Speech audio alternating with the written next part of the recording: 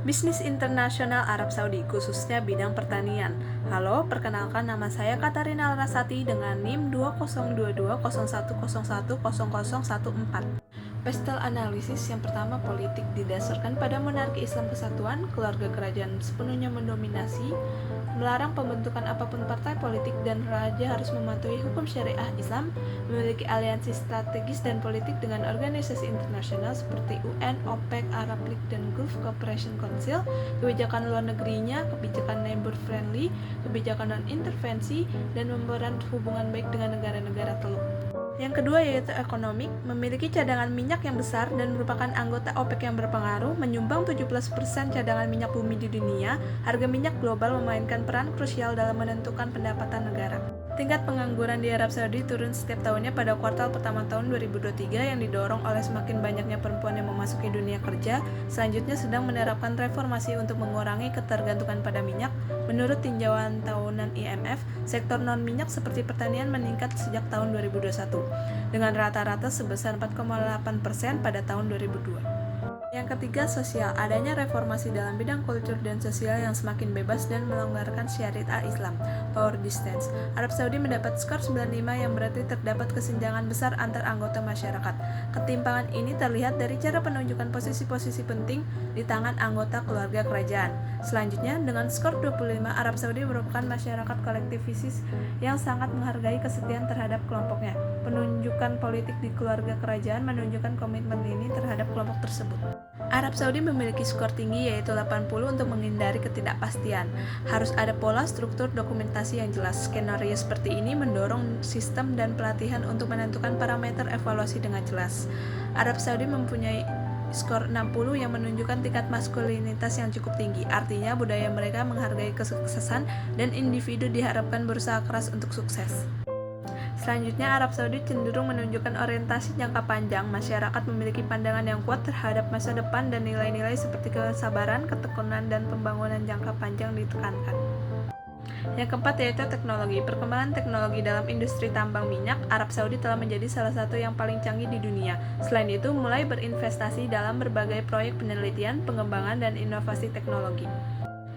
Yang kelima, environmental. Sebagian besar kondisi geografis dari negara Arab Saudi merupakan tanah bebatuan dan berpasir, sehingga sumber air di Arab Saudi menjadi sangat langka, sementara sumber minyak bumi sangat berlimpah. Dan yang terakhir, legal. Arab Saudi mengikuti hukum syariah Islam dalam bidang pidana maupun hak asasi manusia. Raja mempunyai kewenangan akhir atas segala undang-undang dan peraturan.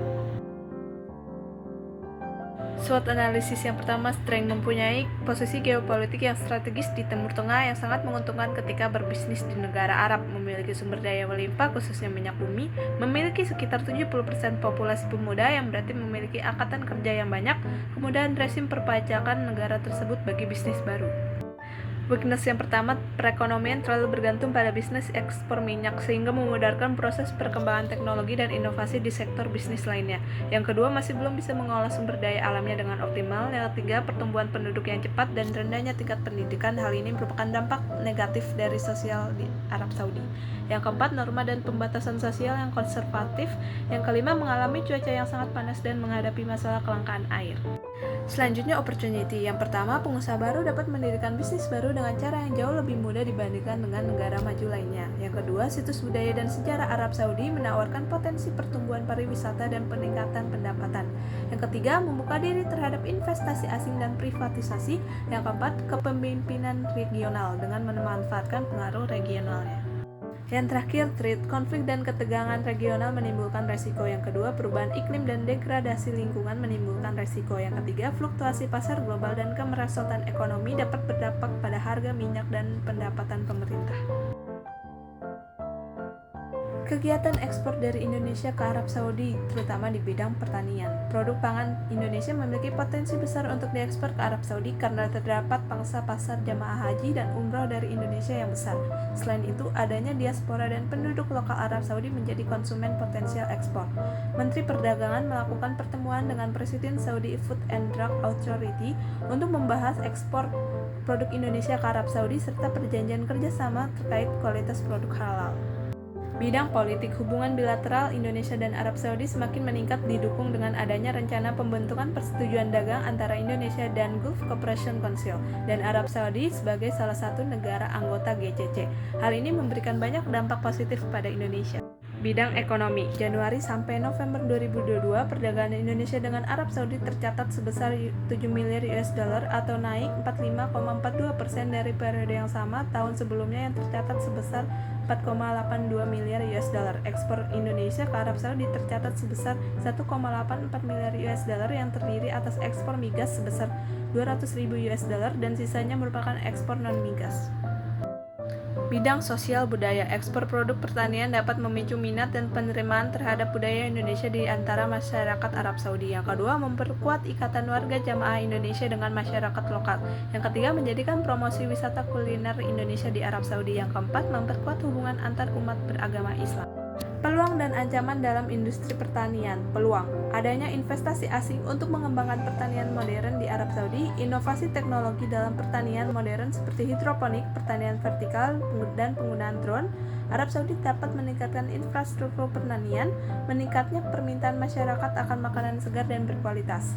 Ancaman, keterbatasan sumber daya air dapat menghambat pengembangan pertanian di Arab Saudi. Perubahan iklim di Arab Saudi dapat meningkatkan risiko kekeringan, ketergantungan pada teknologi dan pengetahuan asing dalam sektor pertanian. Yang terakhir, keterbatasan tenaga kerja terlatih dalam bidang teknologi pertanian modern dengan permintaan industri pertanian. Porter 5 Force, Threat of New Entrants. Dalam pertanian, hambatan masuk bisa tinggi karena membutuhkan investasi besar dalam lahan, peralatan, dan teknologi.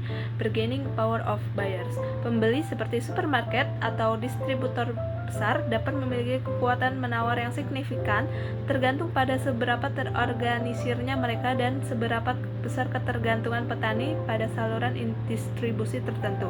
Pertanian penting karena untuk kehidupan sehari-hari. Bargaining power of suppliers. Kekuatan pemasok seperti produsen pupuk atau peralatan pertanian dapat mempengaruhi profitabilitas petani. Ketergantungan pada pemasok tertentu atau terbatasnya pilihan pemasok dapat meningkatkan kekuatan pemasok. Threat of substitute products or services. Produk pertanian seringkali memiliki produk pengganti yang terbatas, tetapi atau impor produk pertanian dari negara lain dapat menjadi ancaman bagi petani lokal. Yang terakhir yaitu competitive rivalry.